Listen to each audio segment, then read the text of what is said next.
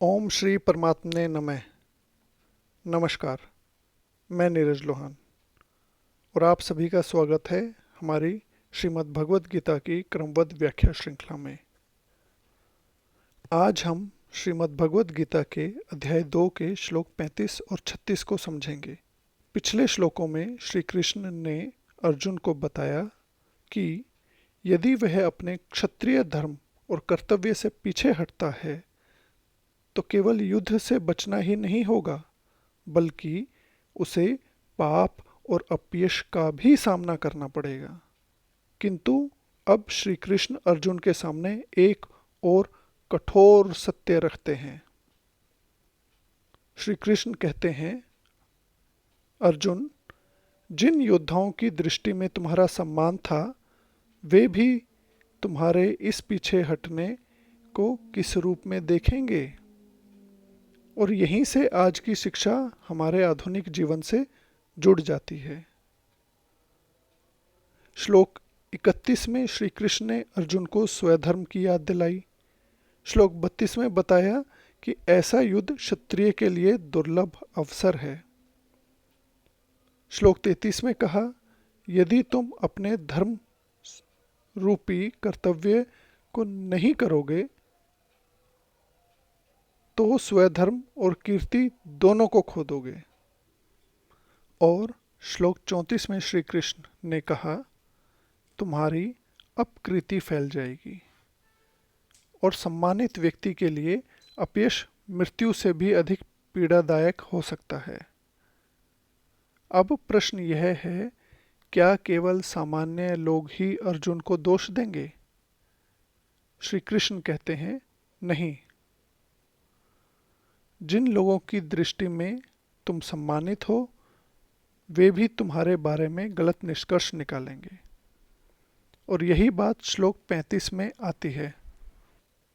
कल्पना कीजिए, आपने वर्षों तक ईमानदारी, मेहनत और साहस से अपना सम्मान बनाया।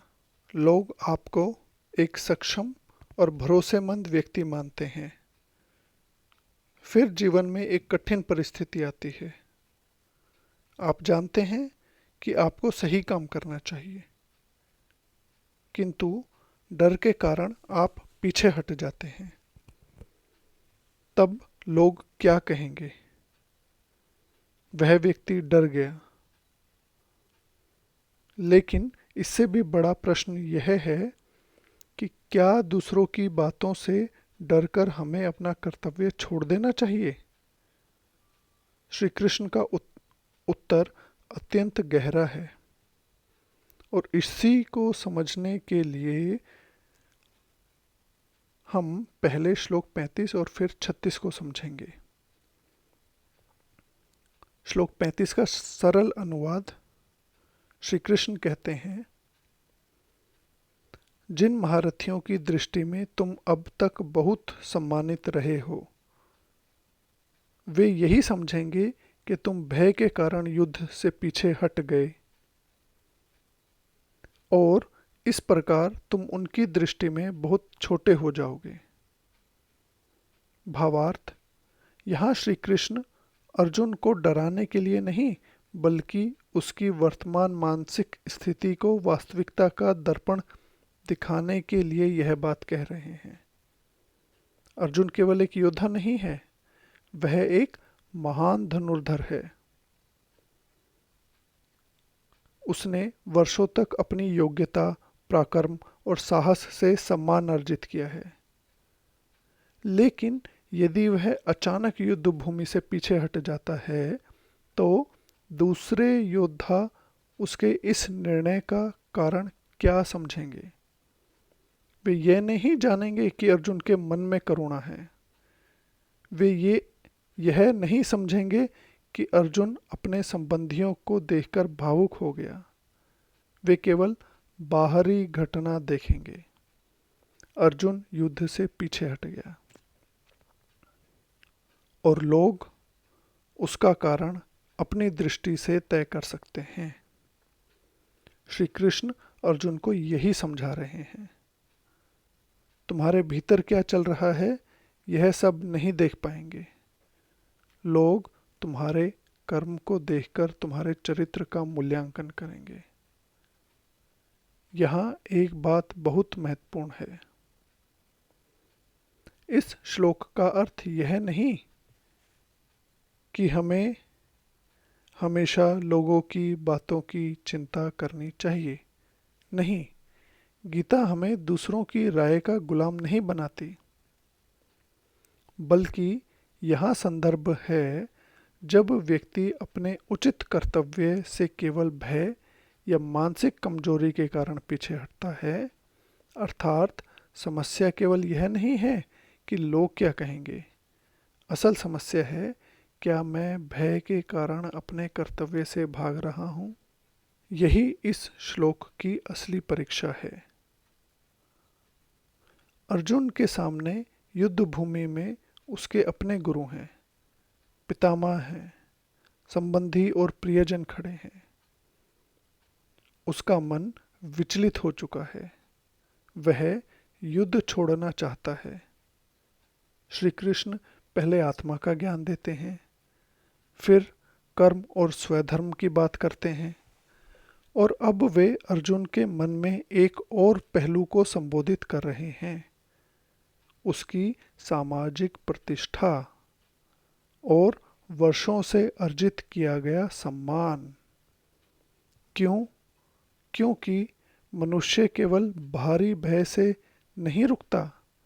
कई बार वह सोचता है अगर मैंने यह किया तो लोग क्या कहेंगे, और कई बार यही विचार उसे उसके कर्तव्य से भी दूर कर देता है।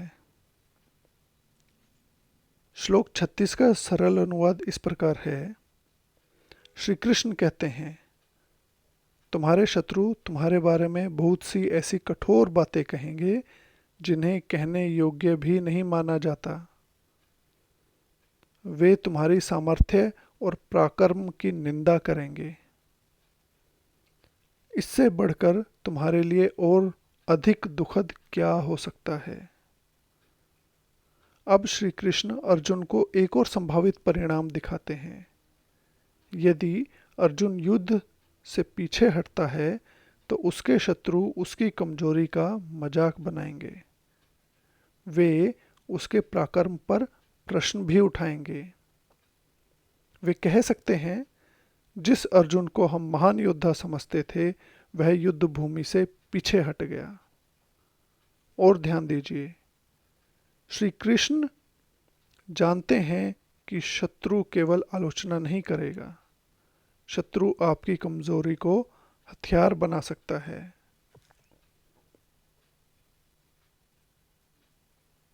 आचार्यों की दृष्टि से भी यदि हम देखें, श्री आदि शंकराचार्य जी की व्याख्या में मुख्य बात यह है कि अर्जुन जैसा प्रतिष्ठित और पराक्रमी योद्धा यदि युद्ध से पीछे हटता है तो उसके पीछे हटने को लोग उसके स्वभाव के अनुरूप भय का परिणाम मान सकते हैं। अर्थात अर्जुन की वर्षों की प्रतिष्ठा उसके एक निर्णय से प्रभावित हो सकती है। श्री रामानुजाचार्य जी की दृष्टि से अर्जुन का युद्ध करना केवल व्यक्तिगत इच्छा का विषय नहीं है, वह उसके स्वधर्म का विषय है। इसलिए उससे पीछे हटना उसके अपने कर्तव्य और प्रतिष्ठा दोनों को नुकसान पहुंचाएगा। श्री मध्वाचार्य जी की परंपरा में भी धर्मानुकूल कर्तव्य से विमुख होना उचित नहीं माना जाता। अर्थात जब व्यक्ति के सामने उसका धर्म स्पष्ट हो तब केवल मानसिक कमजोरी के कारण पीछे हटना उचित मार्ग नहीं है। अब इन श्लोकों का सबसे गहरा संदेश समझिए। प्रतिष्ठा लक्ष्य नहीं है, लेकिन चरित्र का परिणाम हो सकती है। हमें प्रतिष्ठा के पीछे भागना नहीं चाहिए, लेकिन हमें अपने कर्मों की ऐसी दिशा भी नहीं बनानी चाहिए कि हमारी प्रतिष्ठा केवल लोगों की राय पर निर्भर हो जाए। श्री कृष्ण अर्जुन को यह नहीं कह रहे लोगों को खुश करने के लिए युद्ध करो। वे कह रहे हैं भय के कारण अपने धर्म से मत हटो। यह बहुत बड़ा अंतर है। आज के जीवन से भी इसका सीधा संबंध है। आज युद्ध भूमि बदल गई है। हमारे सामने तलवारें और धनुष नहीं हैं, लेकिन हमारे जीवन में अपनी अपनी कुरुक्षेत्र जैसी परिस्थितियां हैं। किसी के सामने कठिन निर्णय है, किसी के सामने अन्याय के विरुद्ध खड़े होने की चुनौती है, किसी के सामने अपने परिवार या संस्था के प्रति जिम्मेदारी है, किसी के सामने वर्षों की मेहनत से बनाया हुआ अपना लक्ष्य है। और कई बार हम पीछे हटना चाहते हैं। क्यों? क्योंकि मन कहता है मुश्किल है, लोग क्या कहेंगे, अगर मैं असफल हो गया तो, यदि मेरा मजाक उड़ गया तो। किंतु गीता पूछती है, क्या तुम भय से पीछे हट रहे हो या विवेक से? यह अंतर समझना बहुत आवश्यक है। मनोविज्ञान की भाषा में देखें तो मनुष्य सामाजिक स्वीकृति चाहता है। हम चाहते हैं कि लोग हमें अच्छा, सक्षम और सफल समझें। इसलिए आलोचना का डर हमारे निर्णयों को प्रभावित कर सकता है। लेकिन यहाँ एक खतरा है। यदि हम केवल लोगों की प्रतिक्रिया के आधार पर निर्णय लेने लगे तो हमारी दिशा हमारे हाथ में नहीं रहेगी। आज कोई प्रशंसा करेगा तो हम आगे बढ़ेंगे, कल कोई आलोचना करेगा तो हम रुक जाएंगे। फिर हमारा जीवन दूसरों की राय से संचालित होगा। गीता इससे एक गहरी सीख देती है। निर्णय का आधार केवल लोग क्या कहेंगे नहीं होना चाहिए। निर्णय का आधार होना चाहिए सही क्या है, मेरा कर्तव्य क्या है, क्या मैं भय से भाग रहा हूं? आज चिंतन करते समय स्वयं से 3 प्रश्न पूछिए। क्या मेरे जीवन में कोई ऐसा कर्तव्य है जिसे मैं केवल डर के कारण टाल रहा हूं? क्या मैं दूसरों की आलोचना के डर से कोई सही निर्णय नहीं ले पा रहा हूं? यदि कोई मेरे निर्णय की आलोचना करे तो क्या मैं अपने विवेक के आधार पर फिर भी सही मार्ग पर खड़ा रह सकता हूं? इन प्रश्नों का उत्तर स्वयं को ईमानदारी से दीजिए।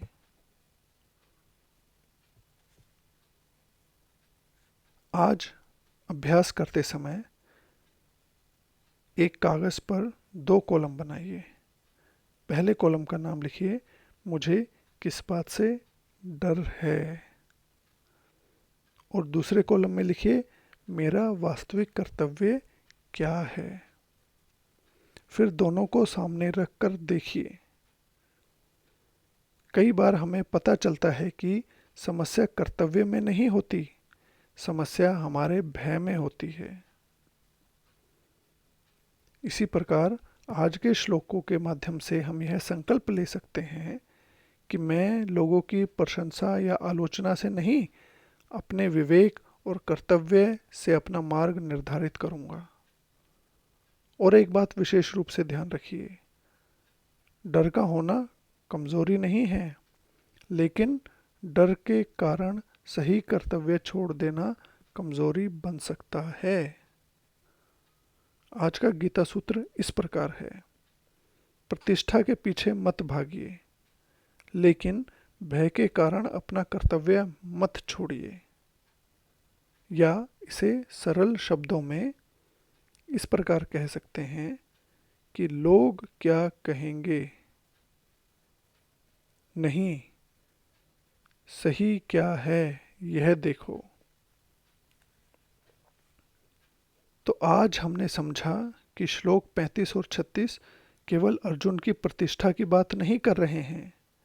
इन दोनों श्लोकों के भीतर मनुष्य के मन का एक बहुत बड़ा संघर्ष छिपा है। कर्तव्य बनाम भय, सत्य बनाम सामाजिक दबाव, विवेक बनाम आलोचना का डर। श्री कृष्ण अर्जुन को यह समझा रहे हैं कि यदि तुम केवल इसलिए पीछे हटते हो क्योंकि परिस्थिति कठिन है और लोग तुम्हारे बारे में कुछ कहेंगे, तो तुम अपने भीतर की शक्ति को ही कमज़ोर कर दोगे। लेकिन साथ ही हमें यह भी समझना चाहिए, गीता हमें लोगों की प्रशंसा पाने के लिए कर्म करने की शिक्षा नहीं देती। गीता हमें सिखाती है, अपने धर्म और कर्तव्य को पहचानो, विवेक से निर्णय लो और भय के कारण उससे पीछे मत हटो। आज के लिए इतना ही। यहाँ पर मैं अपनी वाणी को विराम देता हूँ। अंत में नमस्कार। मैं नीरज लोहान। जय श्री कृष्ण। हरि ओम।